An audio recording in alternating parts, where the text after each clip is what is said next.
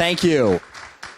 It's great to be here. It's great not to be in Washington, D.C. I flew back this morning. I think the Republican Congress did enough damage for the week, but there is unfortunately more to come. But first of all, I really want to thank the Somali Youth and Family Club for the fantastic work they've done in our community, and congratulate you on 10 years.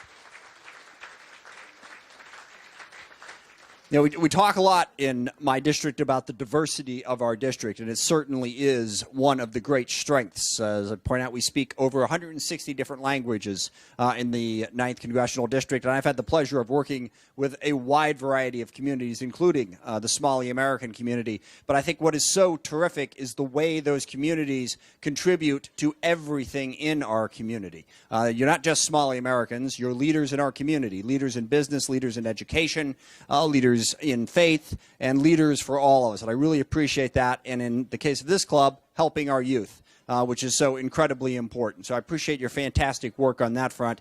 And we have a lot of work to do, both locally and nationally.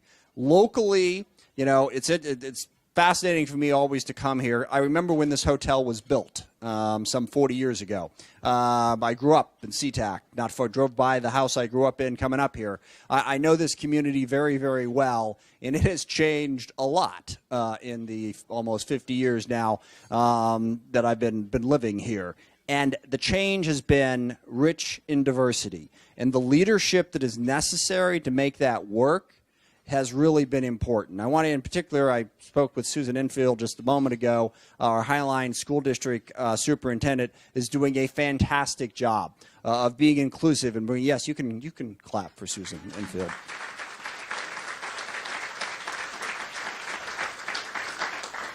And what I'm trying to say, and not doing a particularly good job of it, I apologize, I got up at 2 o'clock this morning and spent 6 hours on an airplane, but is embracing that diversity makes the South King County area work.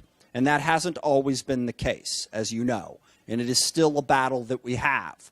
People who are in this community for years and years did not always embrace that diversity. But once you reach out to people, understand their culture, bring them in, help them become leaders in our schools, leaders in our businesses, leaders in our cities, you see the strength that they bring.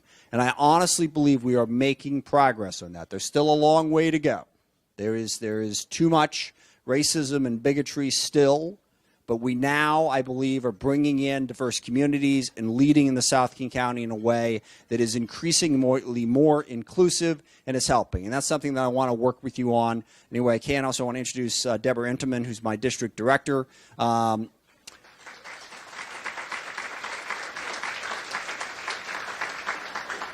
Anything we can do to help with that process, I want to do. And I've worked with a number of you here in the room on that. And then the second and final thing I'll say, for letting you get back to your dinner and celebration, is on the national level, we have an enormous challenge. The increase in hatred and bigotry in this country in the last year or so has been truly, truly alarming. We've seen it in our community. We had a Sikh man who was shot down in Kent about a month ago simply because he was Sikh. We have seen an increase in our schools of racial bigotry and bullying, and it is no accident. The leadership of our country right now is too divisive. We cannot have leadership that pits one group of people against another just to gain power. That's not what America is all about. We have to fight back against that in any way we can. And the final thing I'll say on this subject is immigration is a positive for the United States of America, and